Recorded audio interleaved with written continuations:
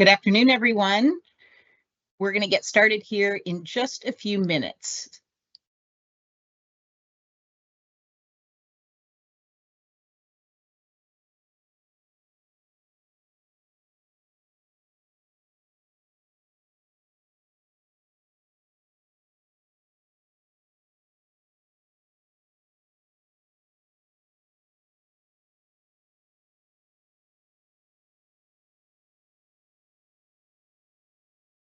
All right, hello, everyone, and welcome to our monthly Introduction to Minnesota Paid Leave webinar.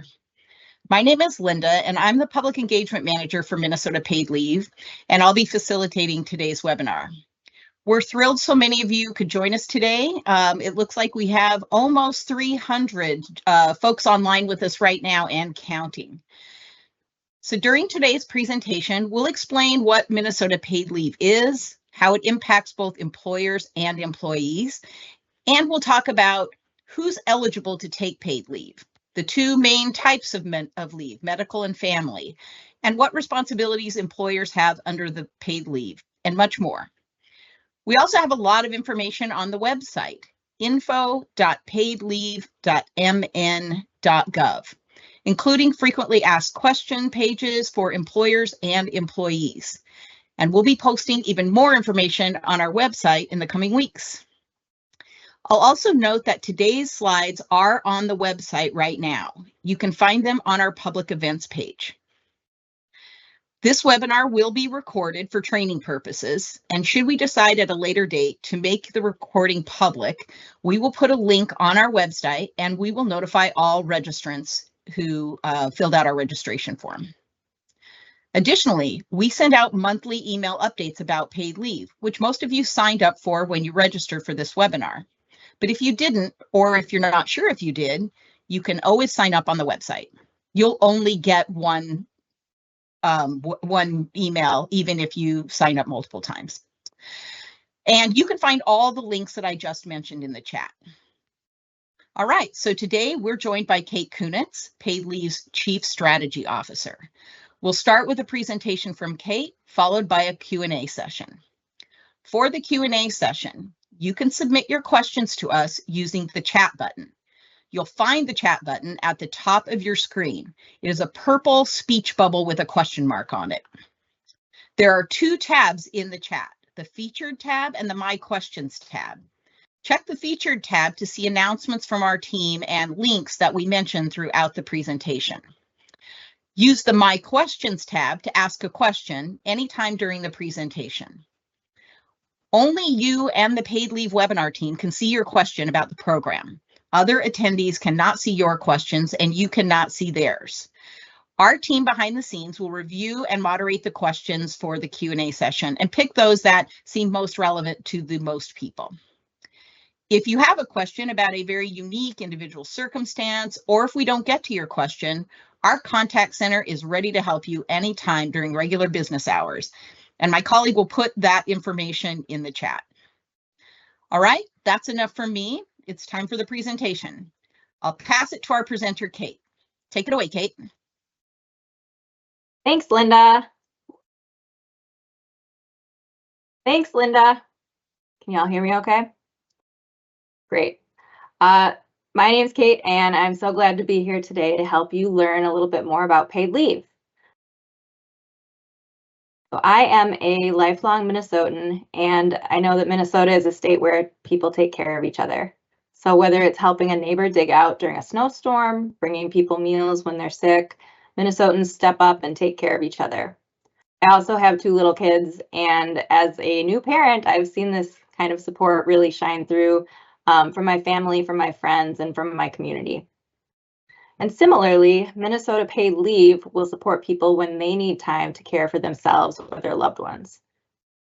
People will turn to paid leave during some of the biggest moments in their life. These could be really happy moments, like the birth of a child, or they could be more challenging ones, like dealing with a serious medical condition. At Paid Leave, we have been talking with employers across the state for over a year now, and we know that employers also really care about their employees and want to support them during these really big moments, and Paid Leave will help them do that. Paid leave also has a lot of other benefits for employers.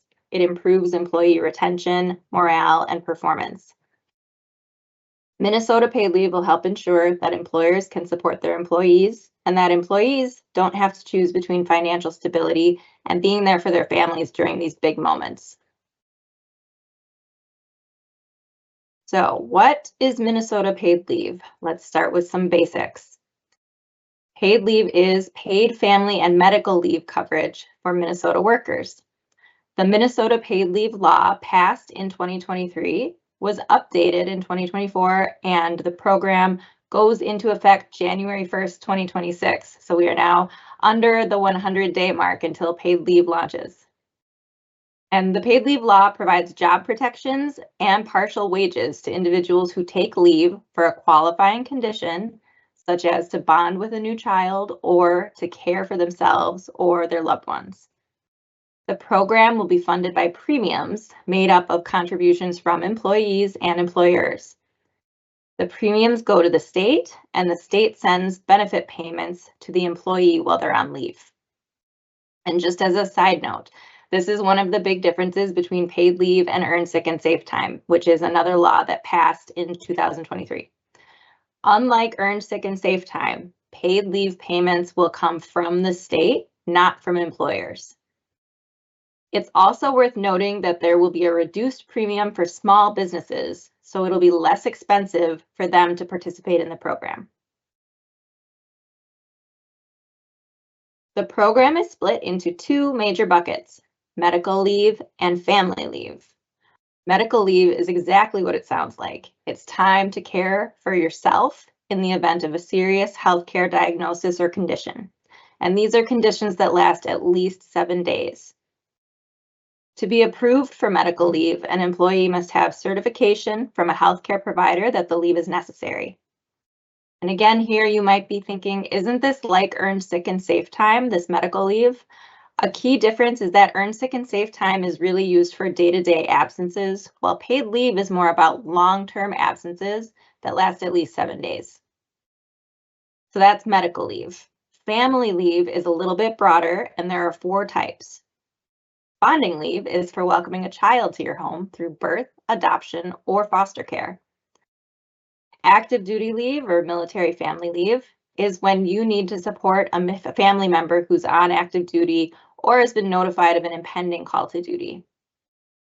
Caring leave is to care for a loved one when they have their own serious healthcare condition.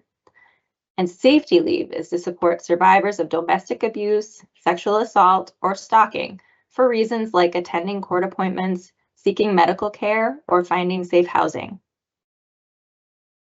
The program offers up to 12 weeks, so about 3 months, of medical leave or up to 12 weeks of family leave in a single benefit year. And a benefit year starts on the first day of absence. So day 1 of someone's leave is day 1 of their benefit year, and then it runs that 52 weeks.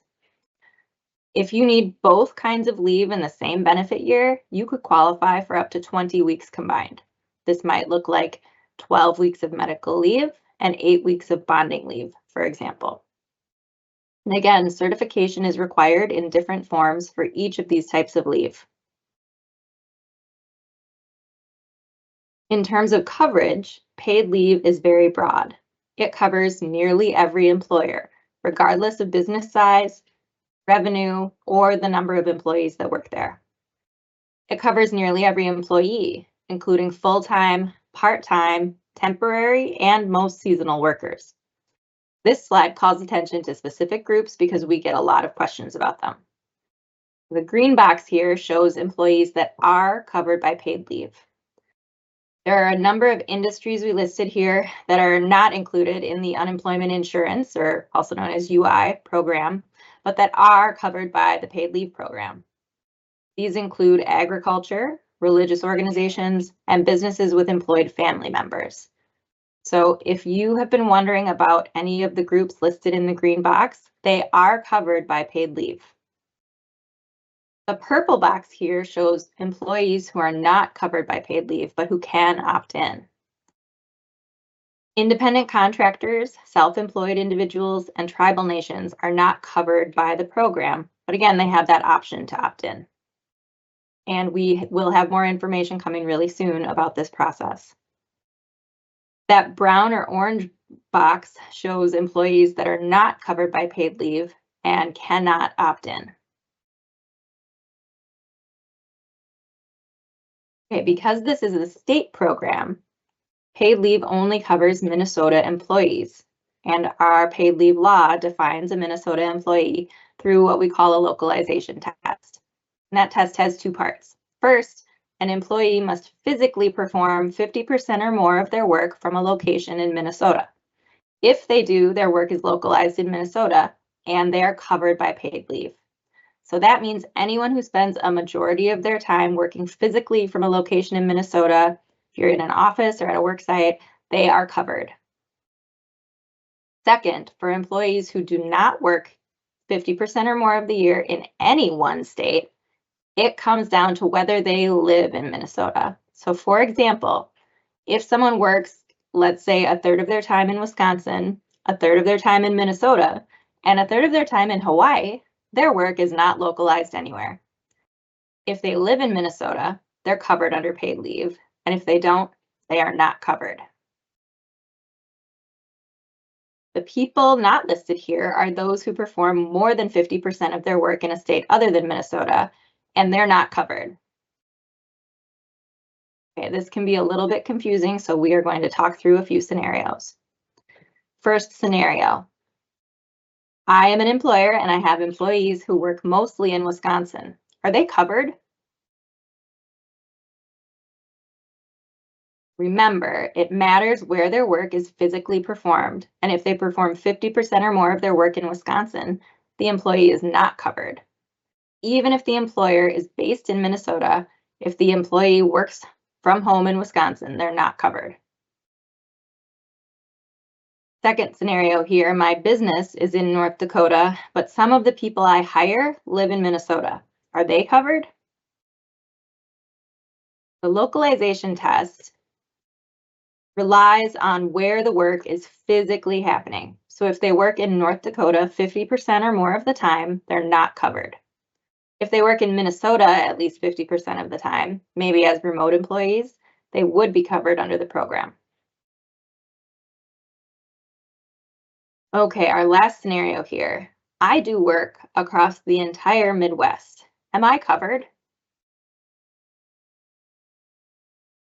This depends, trick question, on whether you spend at least 50% of your time working in any one state. And yes, if that state is Minnesota, then you're covered. If it's Wisconsin, then you're not covered. And if you don't spend 50% of your time in any one state, you must live in Minnesota to be covered by Minnesota paid leave. For all of these situations, employers should determine coverage based on this test and then submit wages for covered employees.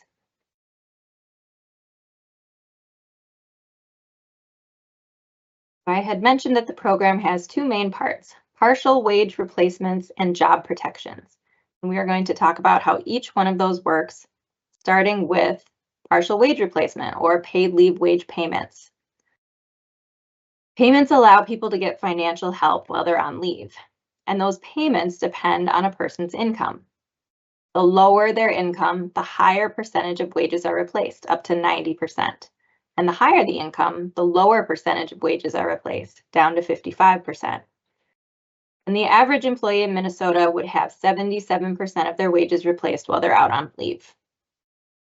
The maximum benefit amount is capped at the statewide average, which was $1,372 per week in 2024. And the average wage is set every year, so it'll fluctuate year over year. The only requirement to qualify for partial wage replacement payments is that you must have earned at least 5.3% of the statewide average annual wage in the past year. That means if in the previous year you earned at least that amount, currently $3,700, you would qualify for partial wage payments under the program. And just noting, this is a fairly low barrier to qualify for wage benefits. Finally, there are some payments that, if they're received during an absence, make someone ineligible for paid leave benefits, such as unemployment insurance or workers' compensation. As I mentioned before, the payment amount that a person will receive while they're on leave depends on their income. To see an estimate of what your payments could be while on leave, check out our new calculator on the Paid Leave website. Just enter your earnings from the last year to see how much you may be eligible to receive. In addition to partial wage replacements, paid leave offers job protections. These work a little bit differently. Job protection means that if an employee takes a leave under the program, they'll need to be restored to the same position or an equivalent position with the same pay, benefits, length of service, and seniority as they had prior to taking that leave. Paid leave job protections begin 90 days from the date of hire, and that's calendar days, not working days. But employees may have additional job protections under other state programs like Minnesota Pregnancy and Parental Leave. So just to recap here, for the partial wage replacement payments, there's an earnings threshold. And for job protections, there's a tenure requirement of 90 days of employment. And that is a quick overview of the paid leave program. Next, we are going to focus on roles and responsibilities for employers related to paid leave. So we really want to touch on what it'll mean to be an employer in Minnesota when paid leave goes live and how you can prepare today. These are some key dates for employers to be aware of. Equivalent plan applications opened on July 1st for employers. And that means employers are now able to apply for an employer substitution to offer a plan that is at least as generous as the state program. And you can find more information about this on our website. By December 1st, employers need to notify their employees about paid leave benefits, which we will talk more about. Then in 2026, a lot happens. The program goes live on January 1st, and people can begin taking leave. Payroll deductions can start on that same day. The first quarterly premiums are due by April 30th, 2026, and small business assistance will become available in early 2026 as well. So let's do a deeper dive into these milestones.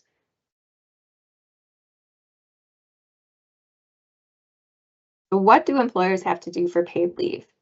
We really think of the employer's role in 4 different buckets: reporting wages and submitting premiums to fund the program, educating and informing employees about the program, supporting leave administration and coordination of benefits while somebody is out on leave, and working with us to collaborate and improve the program over time.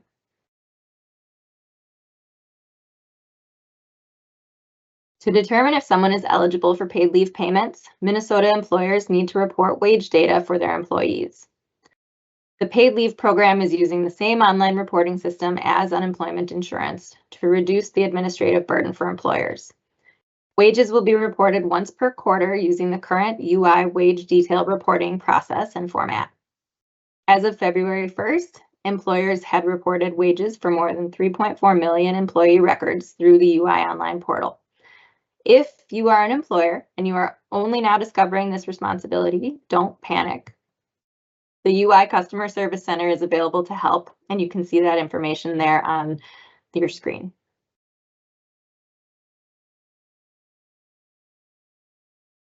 In addition to your account on the unemployment insurance system, you'll need a paid leave administrator account. This is a very important part of administering the program. So as an employer, this account allows you to review leave applications, see paid leave determinations, and overall make it easy to support your employees during important times in their lives when they need this leave. If you haven't already made your account, you can do so by clicking the link that is about to appear in the chat. And this is another place where UI is a great resource. They have a contact center that's waiting to help for designating your paid leave administrator account. We really encourage you to do that. Okay, talking about premiums. Starting in January 2026, the paid leave program will be funded much like healthcare premiums that we're all familiar with, split between employee and employer contributions. The combined premium rate will be 0.88%, which is the fourth lowest of state paid leave programs in terms of cost to employers and employees. The premium rate will only be applied to wages up to the Social Security cap, or $176,000. That means for any employee making more than that in a year, the state will not collect premiums on earnings above that amount. And just like the program is split into two major buckets, premiums are also split between medical leave and family leave, and each makes up a portion of the total premium. The medical leave portion is more because this is the most common use of paid leave.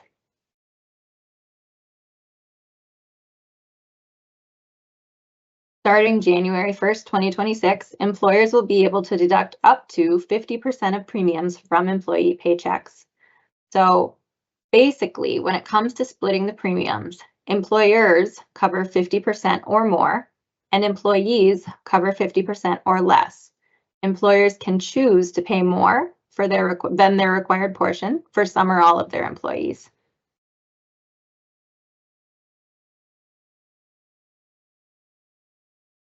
For small employers, their portion of the premium is reduced by 50%.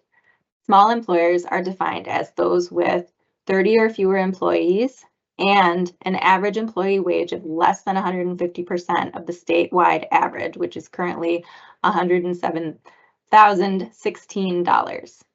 So that reduced employer premium does not change the amount owed by employees. Employees can still pay as much as 0.44%, but small employers can pay as little as 0.22% for their premium. To help make this easier to understand, let's look at some examples. Say an employer has 50 employees with an average wage of $70,000 and a total annual payroll of $3.5 million. That means in one quarter, the total premium due is $7,700. That's split in half between the employer and the total workforce. For an average employee, that translates to less than $6 a week out of their paycheck. Now, what about a small employer with the same average employee wage, but a smaller workforce and a smaller total payroll? Here you can see that this employer's contribution is reduced by half because of the small employer premium discount. The reduced employer premium does not change the amount owed by employees. So the employee earning $70,000 still pays just $5.93 a week. So the same maximum amount for an employee, regardless of whether they work at a small employer or a large employer. If this is still not super clear for you, don't worry. We've created an online calculator to do the math for you and where you can play around with it yourself and see what your results are. Employers can enter information about the number of employees and their wages and get an estimate of how much they and their employees will pay in premiums. Likewise, employees can use the calculator to get an estimate of how much will be taken out of their paycheck for the premium.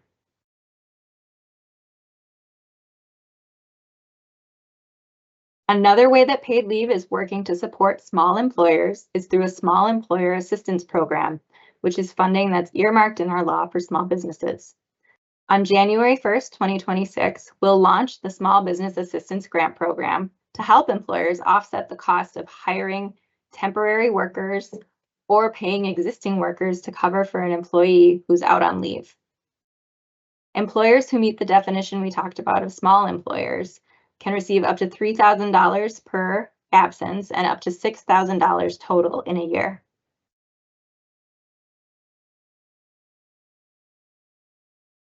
Next, we'll talk about coordinating benefits while somebody is out on a qualifying leave. We recognize that paid leave doesn't exist on its own, so we're providing some guidance on how these benefits coordinate with one another. But there are a few key ideas that we want to get into here today. The program allows employers to designate certain benefits as supplemental payments, and these can be used to make up the difference between partial and full wage replacement, so to top off someone's wage while they're on leave. For example, if the state pays 2/3 of an employee's regular wage while they're on leave, PTO could be used to pay the remaining third and make the employee whole in their paycheck while they're on leave. Employers have the choice to offer these supplemental benefits, and employees have the choice of whether to accept it as part of their payments while on leave. Other payments that are received during someone's leave that are not designated as supplemental benefits are generally considered offsets. So those are payments that would reduce an applicant's benefit payment. For example, if an employee chooses to take a full sick day in the middle of their leave instead of their paid leave benefit, their benefit amount would be offset or reduced in order to accommodate that. As I mentioned, one key role for employers is telling employees about paid leave. It's important for employees to know about the program at least 30 days before they start paying into it with contributions from their paycheck or can start taking leave. And that means employers must begin notifying their employees about the availability of paid leave on or before December 1st of 2025, so this coming December. There are 2 notification requirements in the paid leave law for employers. The first is hanging a workforce poster in English and in any language spoken by 5 or more employees. This is similar to other wage and hour program requirements, such as workers' compensation and earned sick and safe time. So you are likely familiar with these posters. We have created this poster for employers to use, and we have translated it into several languages already, and we'll continue to add more languages over the course of the next month or so, and we'll put them all on the paid leave website for download. The second major notification requirement for December 1st of this year is for employers to notify each employee individually about the availability of benefits in their primary language. And to support employers in this, we created a model notification letter, and that too is on our website, and more translations will continue to become available. So there will be more languages on the model notification letter, but the English version is available right now. And as we release more languages, we will continue to update those in our employer newsletter and also in our individuals newsletter, as the case may be. And so this is a great reason to sign up for our newsletter so that you'll know when these and other program resources are made available.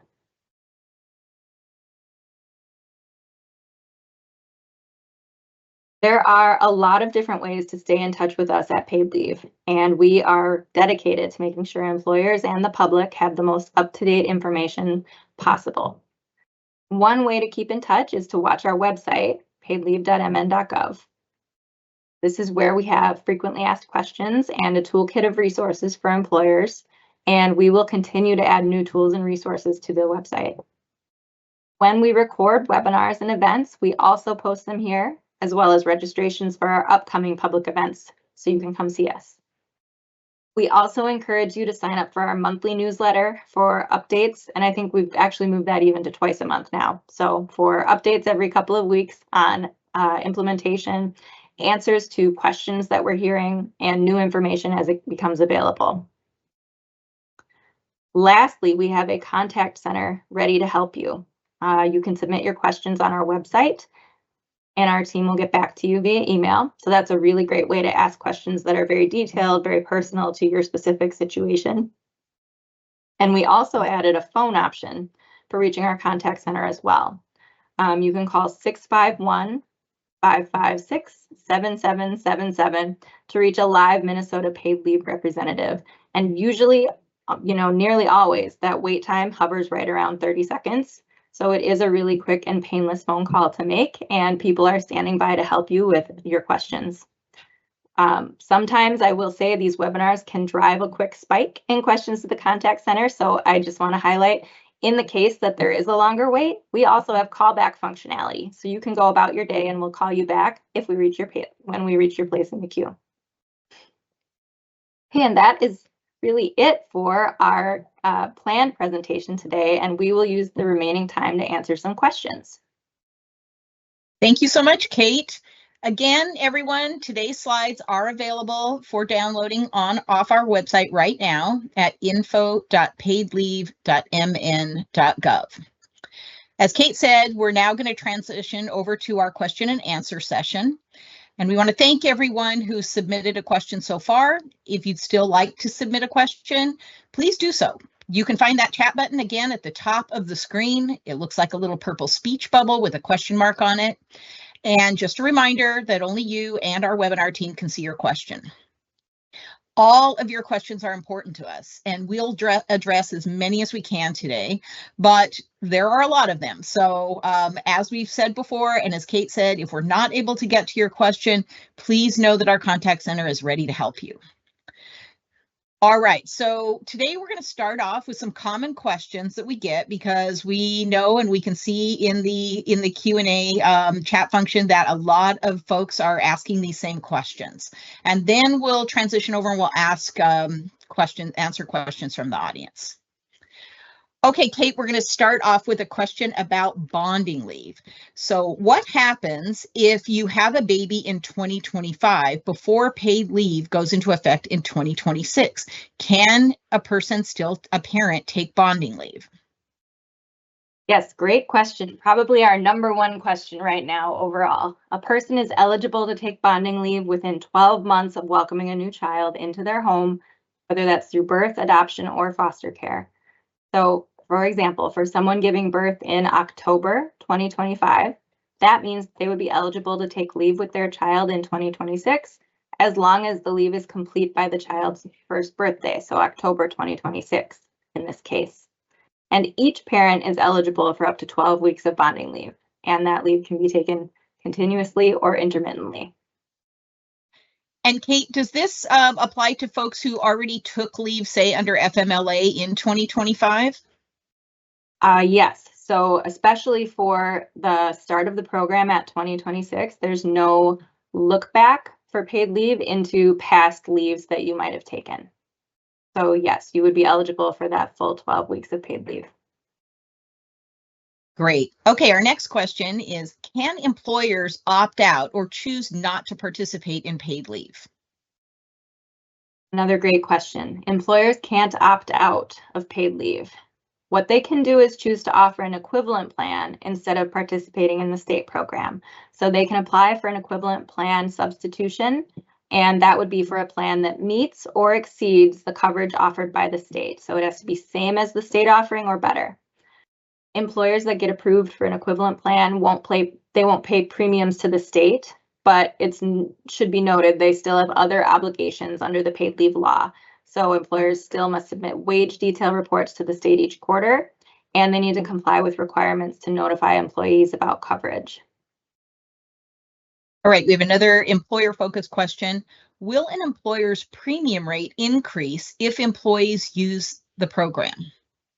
No, so this is unlike unemployment insurance, and that's a lot where this question comes from, I think. So unlike unemployment insurance, rates are not tied to whether employees use the program. So at your organization, it does not matter how many people go on leave, your premium rate will not be changed based on that. Great. Could you just go over a little bit again how paid leave will work with paid time off, sick time, or vacation time? And also, along with that question, can an employer require an employee to use PTO or to exhaust their PTO before they take paid leave? Yes, so employees may choose to take paid time off or PTO, sick or vacation time in lieu of leave, so instead of leave. If they choose to do that, their benefit amount will be prorated for days that they use that PTO, vacation, or sick time. And someone might do that if they needed more than the partial wage replacement. So if you needed more money while you were on leave, you could choose to do that. Additionally, PTO, vacation, sick can also be designated as a supplemental benefit by employers, in which case that can just be used to supplement or top off the benefit payment while they're on leave. So someone would receive their whole wage, capped at their regular wage, right? You can't make more money while you're on leave, but employers can choose to offer that supplemental benefit. And then while on leave, employees can choose whether or not they want to use it. And they would still be able to potentially take a substitute payment and take a full day of in lieu of payment as well. So both of those options do exist for employees. for the supplemental benefits if an employer chooses to offer them. Additional to that, employers cannot say whether employees need to exhaust their PTO, sick, or vacation prior to taking paid leave. All right, so that is explicitly prohibited by the statute. An employer cannot require employees to use or exhaust PTO before taking paid leave. That's good. We get that question. Yeah, I see a lot of people have posed that question in the chat. Kate, how will paid leave work with short-term disability plans? Yeah, in states that have implemented paid leave programs, we have seen changes to the marketplace for insurance plans, and we are seeing that start to emerge in Minnesota as well. Typically, insurance companies start to offer equivalent plan options that meet or exceed that state's coverage, and they also offer supplemental short-term disability programs that will make up the difference between paid leave and an employee's typical salary. So this is really like a tailored option for to work with the paid leave program. In this case, and in all cases of short-term disability, right, paid leave would be the first payer and short-term disability is the second payer. So for example, if paid leave replaces someone's wages at 66%, the short-term disability plan could then pay up to 33%. Okay, great. Do employees have to notify their employer about their intention to take leave? Yes, employees are required to notify their employers 30 days if possible before their leave or as soon as practical and not. So in the event the leave is unplanned, and often leaves will be, a crisis moment where someone doesn't have that advance notice that they're going to be needing to take paid leave. But in the case that someone can plan, they are required to notify their employers.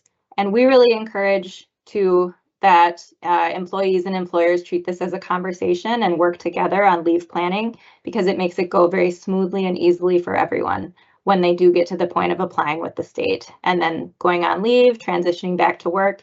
It's all smoother if the employee and the employer are on the same page and have communicated about it. When employees apply for paid leave, the paid leave application asks if they've notified their employer, and they'll be required to attest to the date and the method that they did use to notify their employer. And employers have a chance to review that information as well. So want to be sure that people know notifying your employer is the best first step for taking paid leave. Great. I know that you talked about this in the presentation, but it can be a little confusing about fiscal year and calendar year. Now we have this term benefit year. Could you just talk again about what counts as a benefit year? Yes. Under Minnesota paid leave, a benefit year starts the day someone that first takes leave under the statute, so that first absence of a leave. And that means that is the day that their wage replacement rate gets calculated for the year. It's also when their leave allotment begins, or when they can begin taking up to 12 weeks of medical or 12 weeks of family, or that 20 combined maximum within 1 year from that date. So it's the 52 weeks following that first date of absence. All right, another business focused question here. Are S Corp owners covered by paid leave? There is no explicit exclusion for S Corp owners or operators under the paid leave law. And S Corp's wage-taking shareholders are considered employees of the S Corp. So the S Corp should set up a paid leave only account on the UI website and report its shareholders reasonable wages from their W-2s.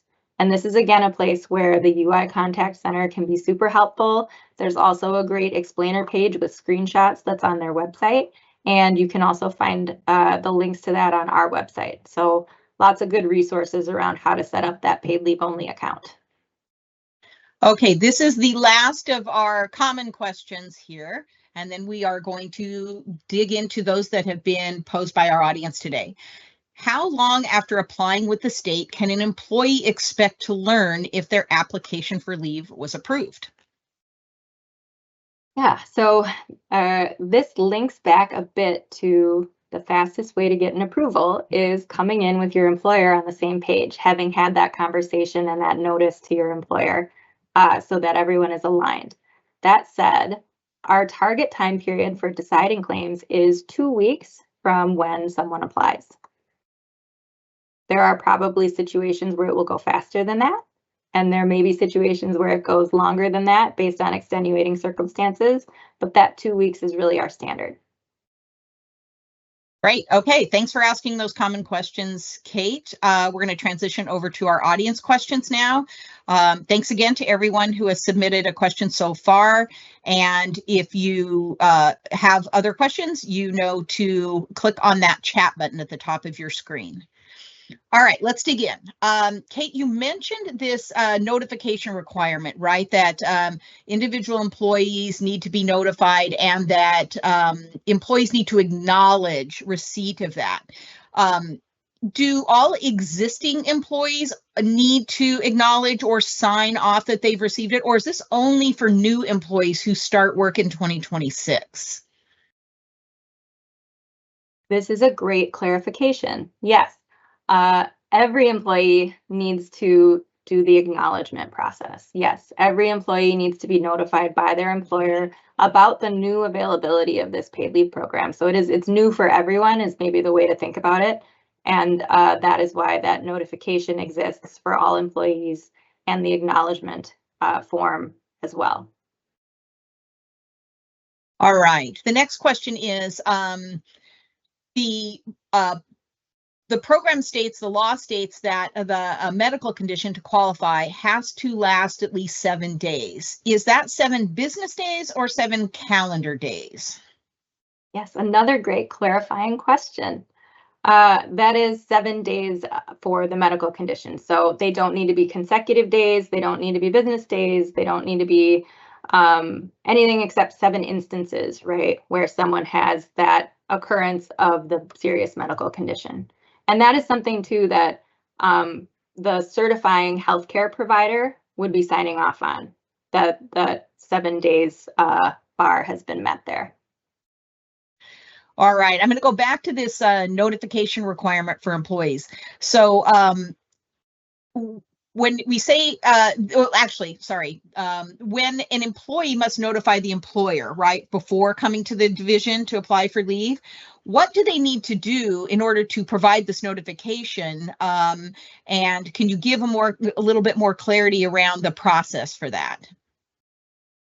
Yes. So 2 things around the notification.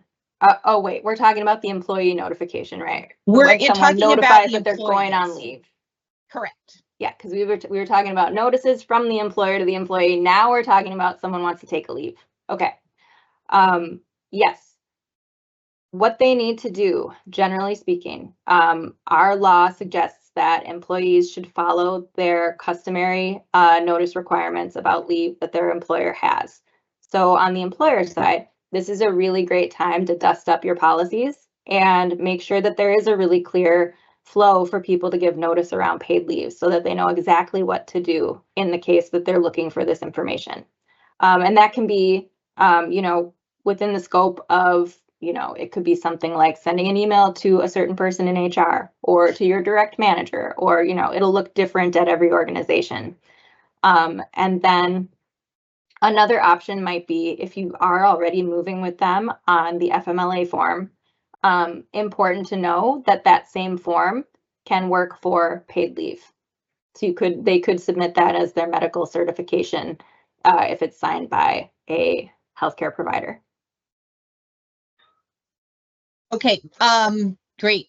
Thanks for answering that. Are the employee payroll deductions taken pre-tax or post-tax? Premiums are collected on post-tax wages. Great. Thank you for clarifying that. All right. We have a question about the employment protections part of the law. What are the requirements regarding continuation of insurance coverage while someone is out on paid leave? Yeah, this is an area where our law for paid leave is pretty specific. Healthcare insurance and other group insurance coverage has to continue while the person is out on leave. And that means that in the instance that employers and employees split the payments for those insurances, the employer has to continue their payments and the employee has to continue their payments. Great. All right. And I think that in other states, what we've seen, right, is that one way employers can collect that would be to either, if they have enough advance notice of someone taking leave, they could take that out of existing wages ahead of time. They could have the employee write a check back to the employer to cover their portion. So they can set the policy around that, correct? Yep, that's right. All right. So here's a question from an employer. We have an employee who resides and commutes from Wisconsin. Are they covered under the program? This is great. We are turning our covered employment localization test back on us. Yes, an employee who resides in and commutes from Wisconsin, if their work is physically performed in Minnesota, this would apply to them too. They would be covered by paid leave. Yes. All right, good question and good clarification here. Okay, this is a question about the sort of that definition of small employer. How and when will employers with 30 or fewer employees be notified by the division if they qualify for the reduced premium rate? Great. Yes, employers with under 30 employees will be notified. I will start there. The state will notify you. So this is the sort of count process is taking place in October, which is specified in our law. And then we will notify you within the next month around whether or not you qualify for that reduced rate. And all employers can expect to see mail from us that says what your premium rate is for the year. So it'll either be that regular employer rate or the small employer rate. So you will get that by mail from us. Great to know that. Who qualifies as a family member under paid leave? Yes, this is a great question. The definition of family, I'm going to pull it up so that I list them all off.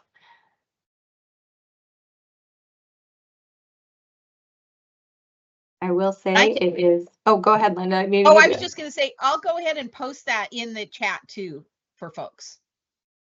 Great. Just pull it up.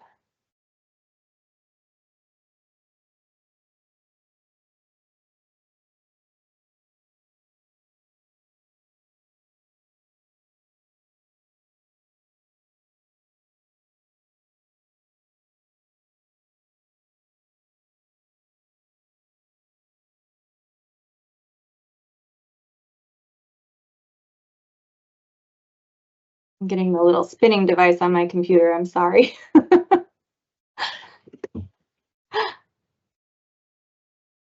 It is, I will say, it is quite a bit broader than the FMLA definition of family for caring leave. So that is really focused on immediate family of parent, child, sibling. And then under paid leave, a family member is much broader, right? So we're talking about spouse or domestic partner, a child, which includes biological, adopted, step, foster children, or a child you raise, even though you're not legally related. Your parent or the person who raised you, your sibling, grandchild or grandparent, in-laws, this includes son and daughter, in-law, and anyone close to you who depends on you like family, even if you're not related by blood. Great. So yeah, a pretty broad definition there and definitely broader than FMLA. So good to know. Just going to bounce back to this definition of small employer under the statute. The question is from an employer says, we're a Minnesota-based company with 32 employees, but 2 of those employees work out of state and do not qualify for Minnesota paid leave. So would we qualify as a small business? Linda, keep me honest on this. The small business definition is 30 or fewer employees, right? And that is total. That's your whole business. Right. Yeah, I believe so. That it applies to your entire workforce. So it's not just how many employees do you have who qualify under paid leave. So in this case, this employer would not qualify as a small employer. All right, now we have a benefits related question. Can employees stack their PTO after receiving paid leave? So yeah, coming back to this one, right? Remember that employers cannot compel the use of PTO, and someone could take paid leave and be out on leave for up to that 12 weeks, or even 20 weeks if they were on both types of leave. And then when they come back, that PTO that they had accrued would still be waiting for them. So that is sort of outside of the boundaries of the paid leave program. So yes, they potentially could use that PTO on the back end. But you at your organization would still have policy around how PTO can be used. So coming back to those leave and notice and vacation approval requirements that you might have at your organization. All right, we have a question. It's kind of related to the certification requirements under the program. So who decides how much time an employee needs off of work for family or medical leave? And they provide an example. If an employee has a child by C-section, will she automatically qualify for, say, 12 weeks of medical leave, or will it really depend case by case on the procedure? So I guess it boils down to, how is the length of medical leave determined for different situations? Yeah, this is a great question as well. I think generally speaking, people are very used to, especially around leave to have a baby, people are very used to some very standard leave types that exist out in the world already. And for paid leave, for all leave types, it's really a conversation between that certifying provider and the person who needs leave. So the person that is treating them in the case of medical leave would look at their situation and understand what they needed to be able to recover in this case, or what the treatment plan is for the condition that they have. And then that provider is putting that on the certification form, and that is how the division finds out at paid leave about what the needs are for that person on leave. Right. Yeah, that is a common misunderstanding. It's not the state that is deciding that. We're not getting in between that doctor-patient relationship. We are relying on a person's medical provider to know how much time someone would need. All right. Got a question about remote workers here. So for remote workers who live in a bordering state, let's say they work for a Minnesota employer full time, but they work full-time remote in, say, Wisconsin, and they're not physically working at all in Minnesota. Are they covered? So in the case that someone works for a Minnesota employer, but lives in Wisconsin and works remotely, from Yes, Wisconsin, yes. They work in Wisconsin, and they it says they are remote and not physically working in Minnesota. Yes.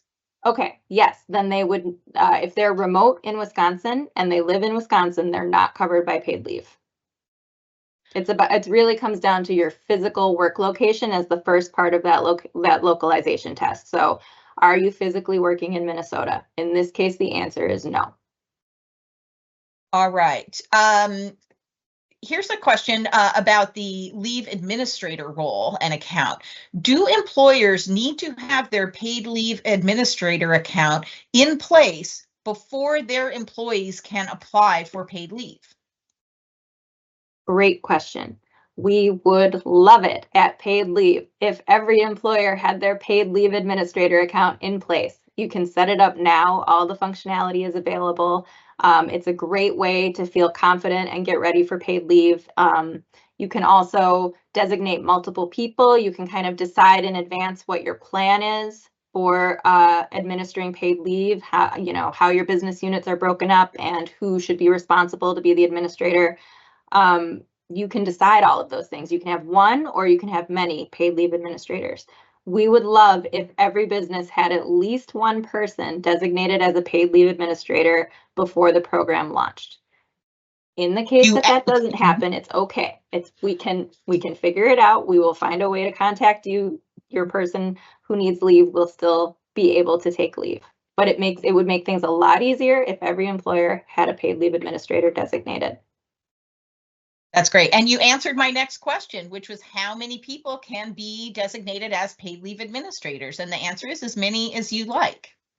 Yeah, test the system. Do do everybody. No, you really can. You can think about how your organization operates and what makes the most sense for you. And even if you're a small organization, right, it might make good sense to have a backup in the case that your administrator isn't available and someone needs to go on leave, or that your administrator needs leave. All right, we have about 5 more minutes left, so we're going to get to some extra questions. I know we're very interested in your feedback also, so we're going to put up a slide here shortly with a QR code so that you can give us some feedback on today's presentation and help us improve this over time. All right, back to some questions here. If only some of my employees are eligible, meaning they work physically in Minnesota 50% or more of the time, et cetera, do I only need to notify them, or do I need to notify all of my employees, even if they are not eligible to participate in the program? This is another good clarification. I believe you need to notify employees that are covered by the program, that they are covered by paid leave and that it's available to them. All right, next question is, how does an employee qualify for paid leave if they have multiple employers, all in Minnesota? Let's just assume for this that they are all working physically in Minnesota. Yes, so we know very frequently people have multiple employers, and just at a theoretical level, paid leave looks at your total wage history. So your benefit amount that you get paid as someone applying for paid leave and going on leave is based on your wage history across all the employers where you've had covered employment. So all of that wage history combines to determine your benefit amount. And so if you need to apply for leave from multiple employers, you can do that. You can, depending on your circumstance, right? You might have different types of jobs where you have different types of job duties. Some of those might be impacted by your serious health condition, let's say, and others might not. So you can take leave from some employers or all employers. And we have ways to prorate your benefit to make it make sense for the places that you take leave from. Okay, switching gears a little bit, how will coverage be paid for in the first 3 months of the program before premiums are collected? Another great question. Our legislature had the foresight to pre-fund the program. So there is existing funding for paid leave that gets us up to that starting line. All right. Can leave administrators see how much employees are receiving in payments from the state so they can correctly figure out what the supplement of benefits would be? Yes, paid leave administrators will have access to that weekly benefit amount, and that will be how they determine the supplemental benefit. All right. Next question is, can I start taking paid leave on January 1st, 2026, or do I need to apply on January 1st and wait for the approval? Yes, January 1st, benefits become available and the application opens. So we know this is somewhat confusing. In the case that you need a leave that starts January 1st right away, you would apply on January 1st and you would need to be telling us the date of your leave starting would be January 1st, right? So we have a way that we can look retroactively at leave dates. So even if your application goes through that 2-week flow that we talked about, that it generally will take to get an application all the way across the finish line to a final determination, you would be able to backdate to that date where you first needed leave. And while you are applying, that whole process is job protected. So you can't lose your job during that time and you can't be retaliated against, even in the case that your leave doesn't get approved. Good to know. Good to know.